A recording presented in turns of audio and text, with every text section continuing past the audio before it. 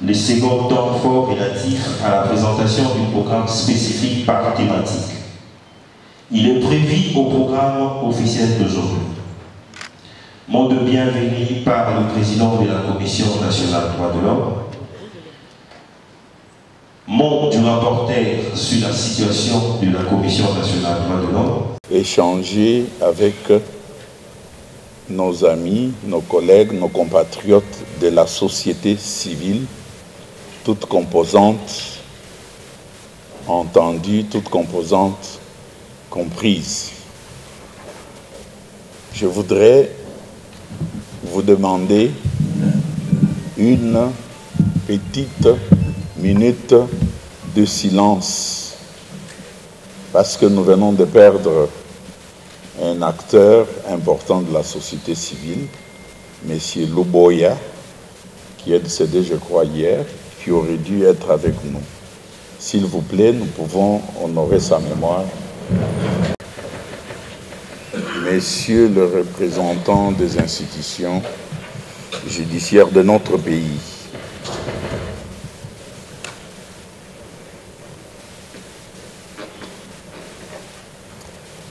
Monsieur le représentant de la police nationale, Excellences, Mesdames et Messieurs, les commissaires nationaux des droits de l'homme, chers collègues, Mesdames et Messieurs les représentants des corps diplomatiques et différents représentants des organisations internationales, chers cadres et agents de la Commission nationale des droits de l'homme, chers compatriotes membres de la société civile congolaise, distingués invités à vos titres et qualités respectifs, tout protocole observé. C'est un honneur et un privilège pour la Commission nationale des droits de l'homme de prononcer ces mots de bienvenue à l'occasion de la journée d'échange et de partage d'informations sur les droits humains organisée dans cette agréable salle des conférences internationales du ministère des Affaires étrangères. Permettez-moi, avant toute chose, de remercier le Dieu Tout-Puissant, Maître des temps et des circonstances, pour les souffles de vie qu'il nous accorde, donnant ainsi lieu à la jouissance des différents droits, dont le droit à la vie, tel que voulu par les instruments nationaux et internationaux auxquels la RDC, notre cher pays, a souscrit. Comme d'aucuns le savent, le respect de la dignité et de la valeur humaine constitue la substance des droits de l'homme. Ces derniers jouissent sur le plan international d'une légitimité qui leur confère un poids moral incontestable et qui conduit les États et gouvernements membres des Nations Unies à ratifier des traités et à se soumettre aux obligations contraignantes en la matière. En effet, pour réaffirmer son attachement au respect des droits de l'homme et aux libertés fondamentales, la Constitution de notre pays s'appesantit largement sur le droit civil et politique, les droits économiques, les droits sociaux et culturels, ainsi que le droit collectif garanti par l'État.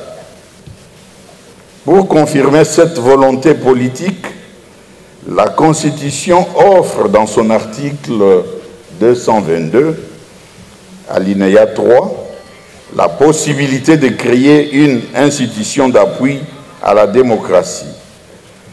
Cette institution, en l'occurrence la Commission nationale des droits de l'homme, CNDH en sigle, est un mécanisme de mise en place par une loi organique qui lui assigne comme objectif d'aider les pouvoirs publics à lui assumer correctement leurs obligations constitutionnelles en la matière. La Commission des droits de l'homme, CNDH en sigle, est un organisme technique, consultatif, indépendant, pluraliste, apolitique, doté de la personnalité juridique et émergent au budget de l'État. En vue de préserver son indépendance et sa crédibilité, aucun organe national, étranger ou international ne peut lui donner injonction. La Commission nationale des droits de l'homme de la République démocratique du Congo, à l'instar des autres institutions nationales des droits de l'homme au monde, est une institution indépendante dont l'organisation et le fonctionnement sont régis par les principes de Paris. Elle a pour mission la promotion et la protection des droits de l'homme. Elle est un mécanisme mis en place par la loi organique numéro 13/011 du 21 mars 2013 portant l'institution, l'organisation et le fonctionnement. Et cette loi lui assigne comme objectif d'aider les pouvoirs publics, comme je venais de le dire dans l'introduction de mon mot, afin de s'assumer correctement de ses responsabilités internationales et constitutionnelles en la matière des droits de l'homme. Autrement dit, la CNDH est un élément clé pour aider l'État congolais à honorer ses engagements tant internationaux que nationaux, que régionaux surtout. Les membres de la Commission nationale des droits de l'homme pour la seconde mandature a déjà totalisé une année depuis la reprise avec l'équipe de la première mandature. Pour cette deuxième année, la CNDH lance le démarrage des consultations thématiques avec tous ses partenaires, tant du gouvernement, du Parlement, des cours et tribunaux, que ceux de la société civile. C'est dans ce cadre que la CNDH a tenu à organiser une journée d'échange et de partage d'informations sur les droits humains en réunissant en ces jours tous ses partenaires en vue de mettre en place un mécanisme de collaboration permanent pour contribuer à l'amélioration de la situation des droits de l'homme dans notre pays. Cette journée d'échange et de partage d'informations sur les droits humains a pour objectif principal de contribuer à l'amélioration de la situation des droits de l'homme en RDC, disais-je, à travers les objectifs spécifiques ci-après. Présenter des activités thématiques par les sous-commissions permanentes de la CNDH, présenter le résumé de la situation des droits de l'homme en RDC, présenter le bilan de l'an 1 de la CNDH pour la deuxième mandature, mettre en place un mécanisme permanent et efficace de collaboration.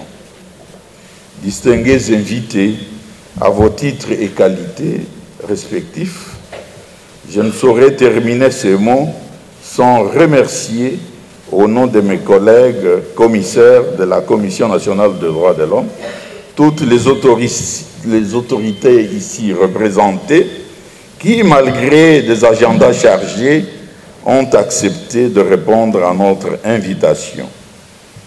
Nos remerciements s'adressent aussi aux délégués des organisations de la société civile pour leur présence, ce qui témoigne la relance de la collaboration étroite avec la CNDH. Le protocole me signale aussi la présence de Monsieur le Président près la Cour des comptes. Je l'ai cité dans l'État tout en au courant de l'année 2023 au vu de quelques rapports et missions d'enquête effectuées sur le terrain. L'année 2023 a été marquée par la recrudescence des conflits armés dans certaines parties du territoire national, notamment dans les provinces du Nord Kivu, du Sud Kivu et de l'Ituri.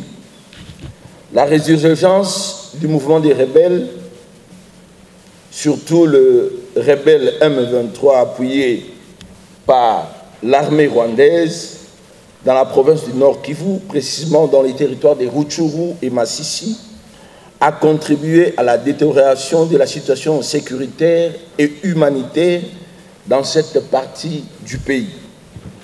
Cette situation a entraîné des mouvements de déplacement massifs des populations, de meurtres, de viols, de pillages des ressources naturelles et des biens de population, pour ne citer que cela.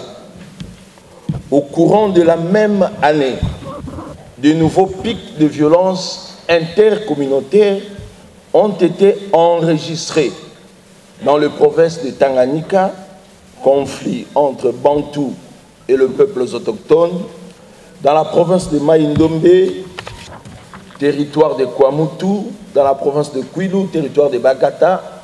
Nous avons assisté au conflit entre les Teke et les Yaka. Le tableau sombre décrit ci-dessus démontre clairement que la situation des droits de l'homme en République démocratique du Congo au courant de l'année 2023 a été marquée par de graves violations de droits humains caractérisées entre autres par de nombreuses pertes en vies humaines. En dépit de la situation décrite ci-dessus, la République démocratique du Congo a enregistré quelques avancées dans le domaine de promotion et de protection des droits de l'homme. À titre illustratif, nous pouvons citer le désengorgement des prisons en exécution de l'ordonnance numéro 21/104 du 31 décembre 2021 portant mesures collectives de grâce en faveur de certains prisonniers remplissant les conditions prévues par l'ordonnance précitée. L'instruction du Conseil des ministres ayant la justice dans ses attributions, l'instruction du ministre ayant la justice dans ses attributions de faire exécuter sans faille l'ordonnance portant mesures de grâce. La matérialisation du programme Santé universelle sur toute l'étendue du territoire, qui est un droit constitutionnel reconnu et garanti. La mise en application du programme de la gratuité de l'enseignement, qui est aussi un droit reconnu conformément à l'article 43 de la Constitution. La promulgation de la loi numéro 23/027 sur la protection et la responsabilité des défenseurs des droits humains en République démocratique du Congo, promulguée le 15 juin 2023. L'année 2023 a été aussi marquée par l'organisation des élections générales ayant permis pour la première fois aux Congolais de l'étranger de prendre part au vote et jouir de leurs droits civiques. À cet effet, la CNDH réitère ses recommandations consignées dans son rapport sur le monitoring du processus électoral 2023. En dépit de quelques avancées relevées si haut, la situation des droits de l'homme en République démocratique du Congo demeure préoccupante. En effet, au vu des différents rapports sur la situation des droits de l'homme en RDC, qui nous sont quotidiennement transmis par nos bureaux de représentation au niveau des provinces, les organisations non gouvernementales œuvrant dans le secteur des droits de l'homme, ainsi que de plaintes de victimes de violations et atteintes aux droits de l'homme, il existe encore des défis majeurs à relever pour améliorer la situation des droits de l'homme sur toute l'étendue du pays. C'est ici l'occasion d'interpeller les autorités politico-administratives et judiciaires, la police nationale et nos forces armées, de prendre des mesures nécessaires pour le rétablissement de la paix sur toute l'étendue du pays.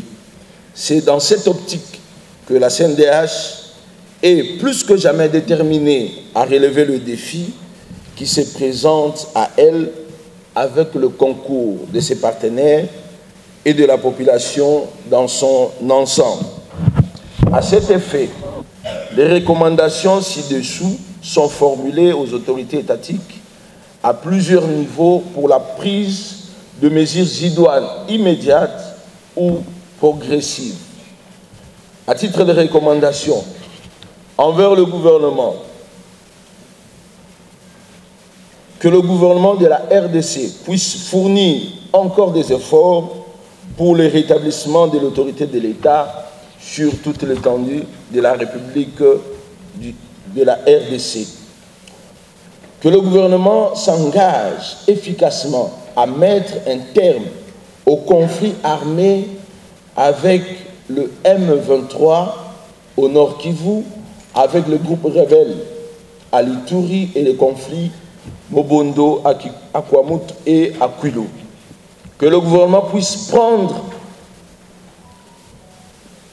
de mesures et aussi des stratégies appropriées pour arrêter ou réduire sensiblement le banditisme urbain. Que le gouvernement puisse aussi revoir l'enveloppe salariale des agents et fonctionnaires de l'État de façon significative, afin de pouvoir aussi doter la CNDH de moyens suffisants pour répondre à ces multiples actions et enquêtes. À notre Parlement, que le Parlement puisse renforcer les contrôles budgétaires et de sanctionner de façon exemplaire les abus constatés. Que le Parlement puisse aussi répertorier toutes les lois existantes et renforcer leur applicabilité sur le terrain. Que le Parlement puisse aussi s'occuper sérieusement de l'ensemble des problèmes sociaux des citoyens, de quelque niveau que ce soit. Et enfin, que le Parlement puisse bien légiférer les lois utiles répondant aux besoins réels de la population. À la communauté internationale, la RDC étant membre des Nations Unies mérite la même attention que celle que bénéficient d'autres pays en conflit. Que la communauté internationale puisse prendre des mesures appropriées et efficaces contre le Rwanda. Que l'achat de minerais qui proviennent de la RDC dans cette partie qui est en conflit soit interdit formellement pour sa vente et que le Rwanda soit sanctionné par rapport à ces trafics illicites. Que l'Union européenne puisse clarifier sa position vis-à-vis des pays qui menacent la RDC dans sa partie Est. Et enfin, que la communauté internationale puisse aider la RDC à mettre sur pied le tribunal pénal international. Merci pour votre attention. Je vous remercie. Consiste en la gestion et au traitement des plaintes relatives aux violations des droits de l'homme. Donc, je donne des avis sur toutes les démarches juridiques également et judiciaires à l'institution. Je suis censée élaborer les documents et rédiger les conventions de partenariat que le président signe donc et les contrats de l'institution. Il s'agit donc en gros de toutes les questions en relation avec le droit. Les questions d'actualité, nous avons décidé, l'équipe actuelle, de rajouter cela au vice-président. Ce sont donc les événements, les manifestations publiques ou les dossiers emblématiques ou de l'heure qui ont des liens directs ou indirects avec les droits de l'homme. Et la toute première de mes attributions, et pas la moindre, c'est celle de seconder son Excellence, Monsieur le Président, qui peut me demander de faire telle ou telle chose et de le remplacer lorsqu'il est absent ou empêché. Ça, c'est, je pense que j'aurais dû d'ailleurs commencer par cela. Et en ce qui concerne notre collaboration, je peux vous dire que ça se passe très très bien. Ce que je dois le souligner, je me suis retrouvée à la Commission nationale des droits de l'homme dans une équipe d'hommes genrés. Tous les commissaires hommes qui sont derrière moi et devant vous ont toujours fait de la place à la femme et ont toujours eu énormément de considération pour la femme dans cette organisation. Je pense qu'il faut applaudir cela. Donc, la masculinité positive, depuis le premier jour où l'on s'est rencontrés, est de mise au sein de la Commission nationale des droits de l'homme. Pour ce qui concerne les activités réalisées, on est là, voilà. J'ai épinglé, comme je l'ai dit, certaines activités parce qu'il y en a beaucoup et le rapport annuel contient toutes les activités. Et j'ai pris pour cela, premièrement, la mission d'observation sur le respect des droits de l'homme lors du déroulement des Jeux de la francophonie, les 9e Jeux de la francophonie, tenus à Kinshasa le 28 juillet, du 28 juillet plutôt au 6 août 2023. Alors, lorsqu'on a commencé ce projet, qu'on a trouvé que l'équipe sortante nous a légué, et je voudrais souligner pour cela la contribution et l'aide de l'équipe sortante qui nous a accompagnés en nous donnant, nous léguant une institution avec des dossiers à continuer. Nous n'avons pas commencé, nous, le travail les mains vides. Je voudrais donc que l'on puisse ovationner l'équipe sortante, dont l'une, Madame Belinda, est ici, qui, est-ce qu'on peut applaudir, ovationner, qui nous a donc cédé l'institution ou les commandes de l'institution avec des dossiers en cours, notamment celui-ci qu'on a trouvé, qu'ils avaient commencé et qu'on a donc endossé, parce que l'organisation des Jeux de la francophonie, les préparations avaient commencé depuis, et nous sommes arrivés, nous avons trouvé le chemin déjà balisé.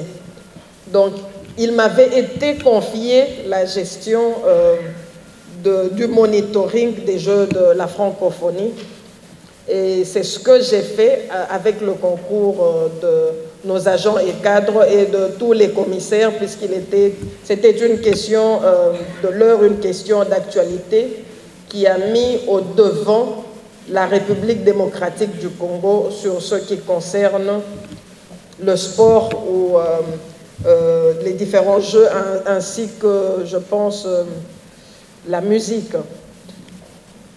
Alors, cet événement qui a rassemblé de milliers de participants, notamment les athlètes, les artistes, les officiels, les fans, les médias, les travailleurs, les entraîneurs, les spectateurs, les visiteurs, les partenaires, les entreprises privées et publiques, les forces de l'ordre, les vendeurs, la communauté locale, méritait d'être monitorés pour que nous puissions voir en amont, c'est-à-dire la période préparatoire, jusqu'au déroulement et même après, toutes les questions qui concernent les droits de l'homme. Nous avons donc suivi cela et un rapport a été rédigé quant à ce. Sur terrain, notre travail consistait en 2 volets. Celui d'expliquer à la population et aux visiteurs le rôle de la Commission nationale des droits de l'homme. C'était donc un portail de visibilité pour l'institution et la nouvelle équipe en même temps, puisque nous tenions quelques stands sur 3 sites. Nous étions au Stade des Martyrs, au Stade de 20 mai, nous étions à l'Échangeur également, et nous avions été à l'Unikine, déployer nos équipes pour expliquer donc c'est quoi la Commission nationale des droits de l'homme et répondre aux questions des personnes qui nous approchaient, mais monitorer également, voir le déroulement des Jeux de la francophonie, observer et noter tout ce que nous avions prévu dans nos fiches, mais recevoir également et finalement des plaintes. Nous avions reçu plusieurs plaintes et le travail s'est bien effectué grâce au concours de tous les experts déployés sur terrain. Nous avions également une 2e activité que j'ai épinglée. C'est l'atelier d'échange, de partage d'expériences et de renforcement mutuel de capacité des institutions nationales des droits de l'homme francophones sur les droits de l'homme et les élections. J'ai épinglé cela parce que, en marge des élections, la Commission nationale des droits de l'homme n'avait pas séché. Nous nous sommes organisés avant le déploiement, le jour des scrutins, pour que nous puissions partager nos connaissances avec la société civile, mais également avec les autres INDH. Et les 2 activités, je signale que nous avons eu l'appui de AFCNDH, l'Alliance francophone de CNDH. Mesdames, Mesdemoiselles et Messieurs, distingués invités à vos titres et qualités respectifs, la sous-commission permanente des droits civils et politiques occupe une place importante au sein de la Commission nationale des droits de l'homme, en ce sens qu'elle s'occupe des violations des droits de l'homme de la première génération qui sont des droits fondamentaux, notamment les droits à la vie, à l'intégrité physique et mentale, à la liberté, à la religion, à l'information, à la justice, à la liberté de réunion et de manifestation, à la non-discrimination, aux réfugiés et asile, etc., etc. Mesdames, Mesdemoiselles et Messieurs, distingués invités, nous relèverons que la sous-commission permanente des droits civils et politiques, DCP en sigle, s'intéresse à la préservation de la vie et de la dignité humaine des citoyens congolais. De ce fait, elle est l'un des piliers de la CNDH. Dans l'accomplissement de sa mission au sein de la CNDH, la sous-commission DCP a eu à assister des victimes de violations des droits de l'homme au niveau des cours et tribunaux, de prisons, des cachots et autres lieux de privation de liberté. Plusieurs cas irrélatifs ont été traités. Signalons que certains ont abouti, donc achevés avec succès, tandis que d'autres sont en cours de traitement. Et nous pouvons citer quelques dossiers en traitement. Par exemple, celui qui concerne les logiciels que nous utilisons dans nos téléphones. Lorsque vous renouvelez les téléphones, vous changez les téléphones, il y a un logiciel qui est créé. Si vous avez eu à créer un compte Google, vous verrez que lorsque vous actualisez votre compte Google, toutes les données ou les numéros de téléphone que vous avez enregistrés dans Google, se retrouve automatiquement dans votre nouveau téléphone. Et le monsieur qui a eu à créer ce logiciel, c'est un Congolais. Mais curieusement, il n'a jamais touché ses droits d'auteur ou d'invention. Et c'est ça qui l'avait même conduit à l'AVC. Et finalement, il a perdu la vie. Il est décédé, sa famille est restée, sa femme et les enfants. Et ils sont venus nous voir, nous poser les problèmes afin qu'on fasse le suivi, qu'on les accompagne pour pouvoir retrouver leurs droits. C'est un dossier en cours. Il y a un autre dossier qui fait couler l'encre, qui concerne la Société nationale des éditeurs, compositeurs et auteurs, SONECA en sigle. Là aussi, c'est un dossier qui concerne les artistes. Excusez-moi. Les artistes sont victimes de détournement de leur dit ou droit d'auteur. Il y a dans notre pays une mafia qui a été installée à travers la société dite Sokoda. Donc, c'est cette société qui commence à récupérer tous les dûs des artistes pendant qu'il y a la société Soneka qui devrait le faire. Et conséquence, il y a des tournements de millions. Des millions, et ce n'est pas normal. Et la CNDH est derrière les dossiers. Nous pensons que ça va aboutir positivement parce que tout le monde est appelé à respecter les droits qui sont en application dans notre pays. S'agissant du bilan de la sous-commission, l'État nous imparti ne permet pas à énumérer toutes les réalisations. Nous pouvons en effet relever quelques cas. Success story. Il s'agit notamment du monitoring de la marche dont Madame la vice-présidente a fait allusion. La marche de l'opposition du 20 mai 2023. Une équipe d'enquête a été déployée sur les différents points chauds de la capitale.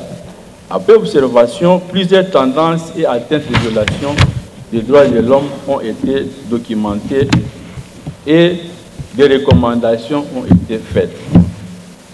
Il y a eu monitoring sur l'ensemble du territoire national des élections présidentielles, législatives nationales, législatives provinciales et locales du 20 décembre 2023. Exception faite pour les zones sous troubles sécuritaires où les scrutins n'ont pas été organisés par la Commission électorale nationale indépendante, CENI en sigle. Un rapport global assorti des recommandations a été rédigé, ainsi que l'observation après publication des résultats par la CENI des procès en recours irrélatifs aux instances judiciaires, notamment au Conseil d'État et à la Cour constitutionnelle. Nous avons encore effectué différentes missions d'observation des procès effectués dans différentes prisons et lieux de privation de liberté de la place, dont le centre pénitentiaire d'éducation de Kinshasa, CPRK, appelé prison de Makala, et la prison militaire de Ndolo. Il y a eu monitoring de milliers carcéraux et de privation de liberté dans le cadre de la lutte contre la torture à travers le comité permanent de prévention de la torture, qui est un organe fonctionnant au sein de la Commission nationale des droits de l'homme, mais sous la supervision de la sous-commission DCP. Mesdames, Mesdemoiselles et Messieurs, distingués invités, concernant la collaboration avec les autres institutions, nous dirons que nous saluons le partenariat entre le BCNUDH et la CNDH dans la promotion et la protection des droits de l'homme. Ceci a été couronné par la récente réussite de l'évacuation d'une femme veuve et de sa fille mineure d'âge, victime de menaces de mort proférées par des hommes en uniforme, auteurs présumés de l'assassinat de son feu mari. Agir et puisse suivre la situation des droits de l'homme dans chaque territoire. Mais provisoirement, au niveau des antennes, pour des raisons que vous allez découvrir, lorsque je vais parler des moyens, vous comprendrez que nous avons gelé au niveau des antennes, tout en recommandant aux coordonnateurs de procéder par une stratégie de proximité, c'est-à-dire travailler avec les organisations de la société civile qui ont pignon sur rue dans la province, afin de pouvoir, ensemble, en synergie, identifier le problème dans les antennes, dans toutes ces entités-là, au niveau de la province, des problématiques liées, si vous voulez, aux questions des droits de l'homme et proposer des solutions à la structure nationale pour des actions afin d'améliorer toutes ces difficultés qui peuvent se présenter en province, dans les territoires, afin de pouvoir chercher les financements nécessaires pour réaliser ces activités-là et répondre aux problèmes, résoudre les problèmes des droits de l'homme qui se posent en province.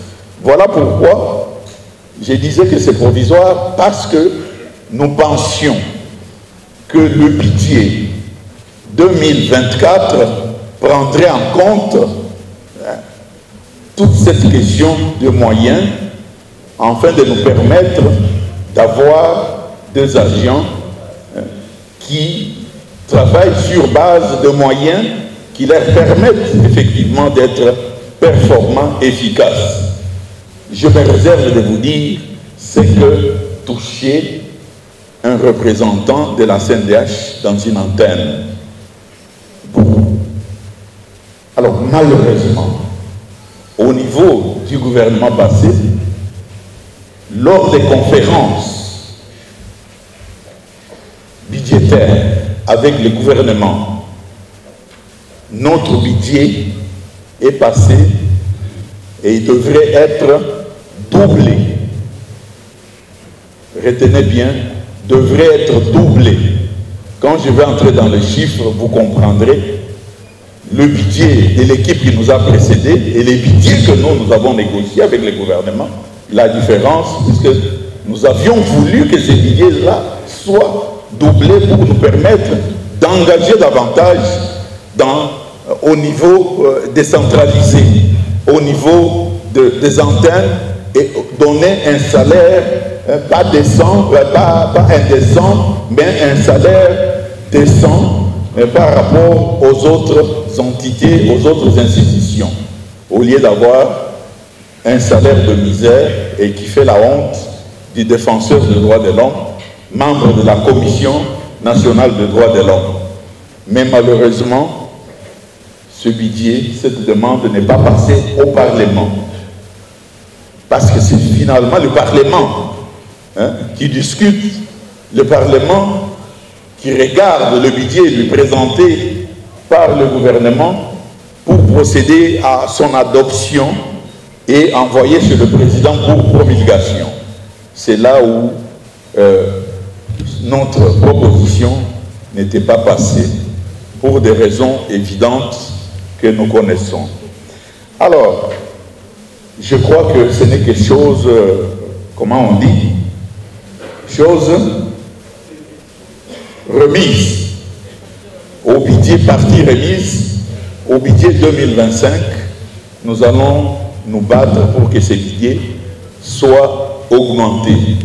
S'il est augmenté, soyez sûrs que nous serons partout où on doit faire le plaidoyer pour que la grande République démocratique du Congo ça fasse en matière de diplomatie des droits de l'homme avec des activistes des droits de l'homme de tous les secteurs. Ensemble, on booste. Je crois que nous allons beaucoup contribuer à l'avancée de la situation dans notre pays, aussi bien à l'intérieur qu'à l'extérieur du pays. Eh bien, je passe la couverture géographique de la CNDH. J'en arrive aux activités liées au développement institutionnel de la Commission nationale des droits de l'homme. Je passe et j'ai dit, pour gagner du temps, nous nous employons au renforcement des capacités institutionnelles. Nous nous employons également au renforcement des capacités personnelles de ses membres, cadres et agents, mais toujours en faisant beaucoup de gymnastique pour que ces formations, ces renforcements soient de mise. Bon, l'amélioration, la réforme de son cadre juridique. Nous attendons le Parlement pour voir comment on sécurise l'agent et les cadres de la CNDH. Puisque ces agents et cadres ne dépendent que de la signature, la décision du président de la CNDH. Ils n'ont pas le même statut comme les fonctionnaires. Notre secrétaire technique qui est là, je peux signer en tant que président de la CNDH et finir son travail. Alors, il y a des défis. Il y a des défis au niveau des textes.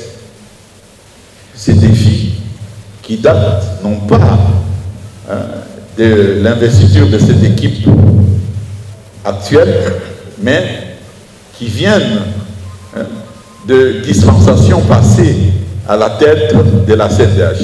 Nous allons nous y atteler. Il y a d'autres défis de ces côtés-là pour sécuriser cet agent-là et enfin essayer de sécuriser la mémoire d'une institution comme la nôtre, puisque sans mémoire, nous perdons la boussole. Vous avez appris que dans certains ministères, les archives n'existent pas. La documentation est autre. Nous avons essayé de faire aussi le marketing institutionnel. Au niveau de la parité, nous sommes à 9, mais il y a 4 femmes. Et dans le bureau, nous sommes à 4, il y a 2 femmes.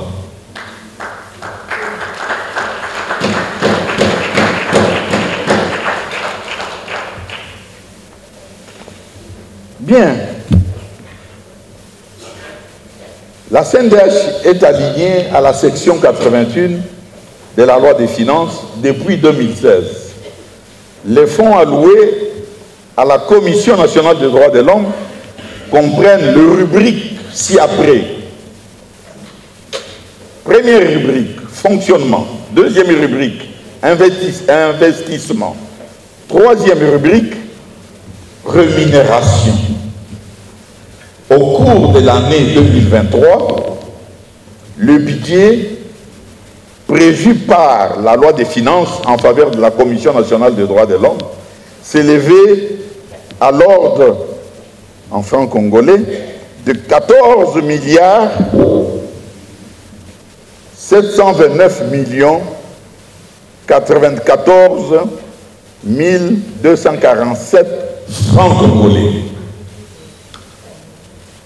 Vous voyez une grande CNDH d'un grand pays. Convertissez ça en dollars pour une année, vous comprendrez que c'est difficile de réussir la mission qui est celle de la CNDH. Et vous savez quoi? Le fonctionnement, c'est 10 milliards 6 910 180 francs congolais. Investissement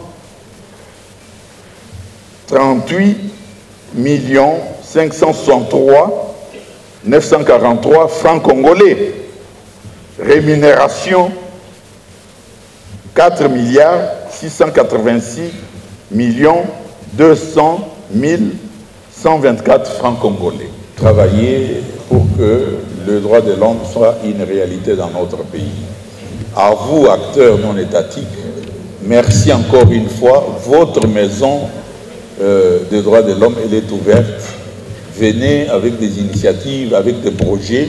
Nous allons ensemble les étudier, les examiner pour que nous puissions tous ensemble veiller à ce que le droit de l'homme soit réellement les droits du peuple d'abord. Merci et bon retour, M. Beau.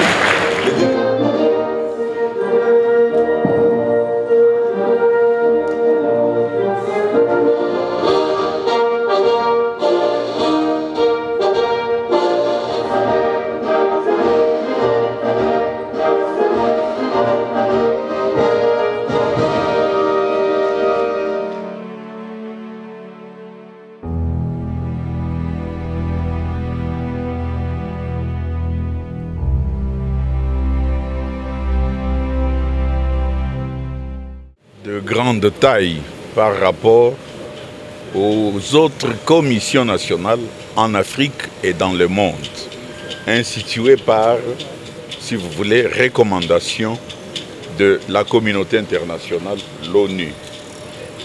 Eh bien, cette commission nationale de la RDC est appelée à jouer un rôle très important, surtout en ces moments où il y a multitude de problèmes.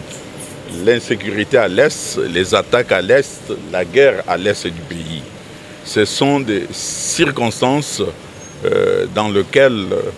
pour lesquelles des violations graves des droits de l'homme sont commises, des crimes de toutes sortes, crimes contre l'humanité, crimes au contenu imprescriptible puisqu'il s'agit de vies fauchées.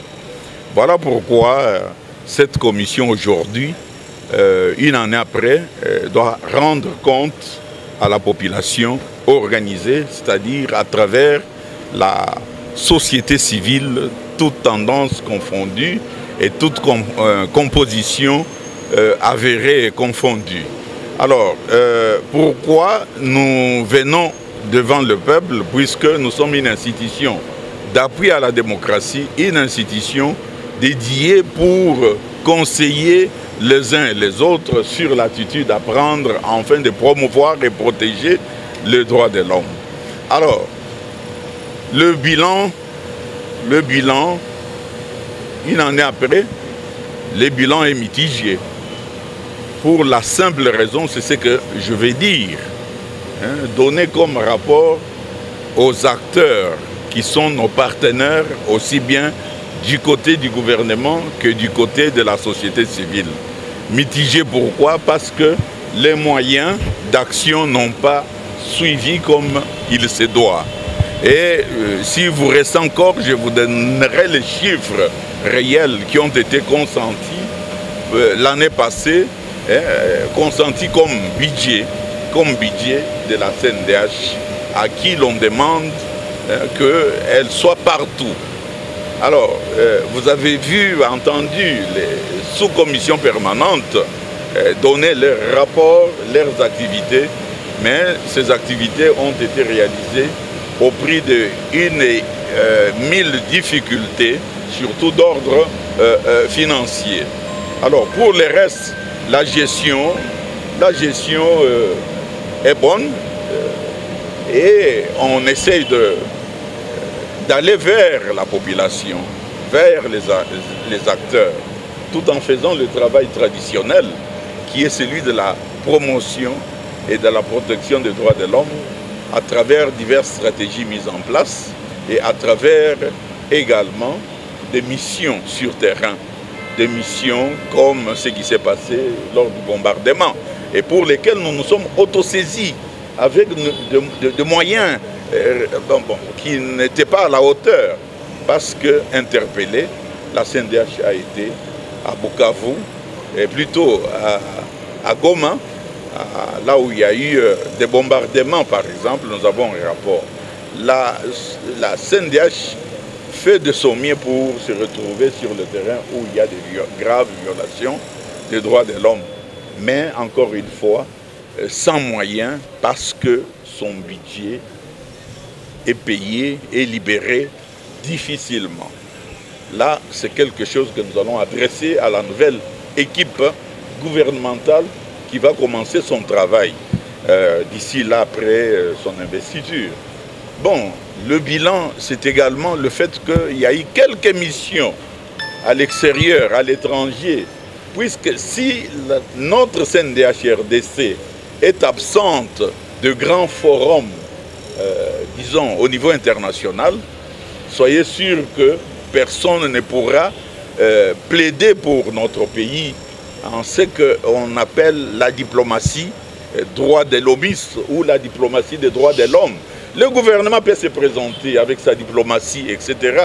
Mais une institution instituée en RDC, à l'instar de tous les pays du monde, doit aussi aller avec son rapport alternatif pour présenter à la face du monde ce qui a été fait en termes d'amélioration de la situation des droits de l'homme et en termes de recommandations qui ont été faites.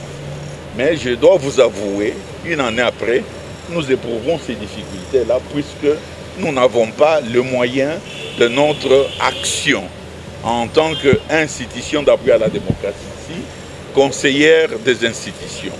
Mais nous nous occupons aussi des problèmes qui prévalent entre les partis, au-delà des plaintes que nous recevons, et nous essayons d'apporter des solutions, des conseils pour qu'on trouve des solutions amiables parfois, ou bien aller carrément et simplement en justice. Mais nous sommes sur le bon rail. Nous espérons qu'avec la nouvelle équipe et la volonté affichée du chef de l'État, pour que notre pays, sa commission, soit à la taille d'un pays qui respecte la volonté du peuple. Et cette volonté-là, on l'a senti à un moment donné, c'est le peuple d'abord. Le peuple d'abord, c'est quoi? C'est ce droit le plus élémentaire, les droits à la santé, les droits au travail, le droit à l'habitation, le droit tout court pour permettre aux familles, aux populations de vivre dignement. Voilà pourquoi, dans nos axes de programme actuellement, nous allons mettre un point d'honneur pour que les entreprises, par exemple, respectent le droit de l'homme, respectent la législation, là où le gouvernement, au sens large du mot, doit agir, bien que ce soit des comportements ou, si vous voulez, des actions qui profitent au plus grand nombre, c'est-à-dire la population de notre pays. Voilà.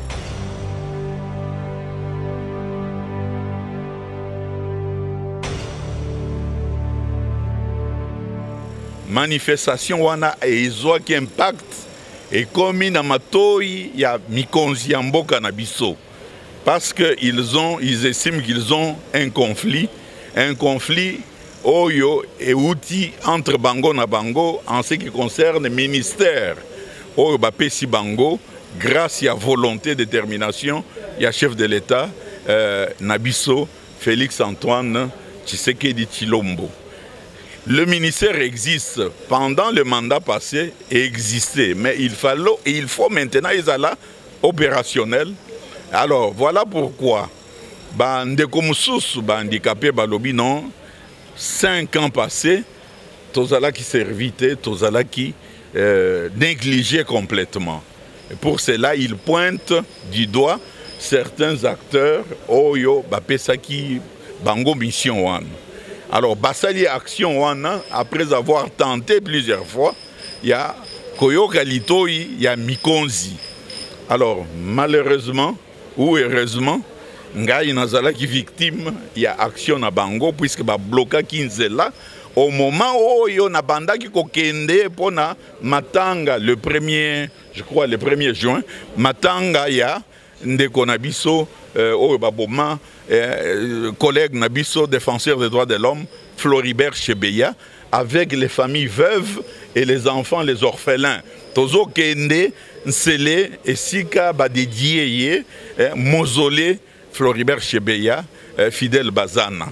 Et Nazaki pris na manifestation wana, et ça devenait très dangereux. C'est comme ça que, au nom de la CNDH, Nazui, makasi ya kokende ko discuter na bango ba comprendre ba lever mesures bazwaki ya manifestation na bango ba bloquer qui partout c'était invivable sur cet axe-là, où ils ont même Andjili.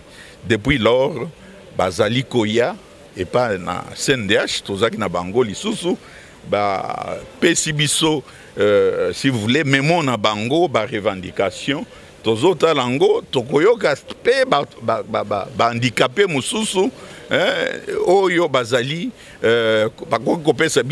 un autre son de cloche. Pourquoi? Parce que la CNDH, na makambo etali droit de l'homme, azali habilité ya kokota partout. Et pas Mikonzi, et pas Baparti, Bango que voilà.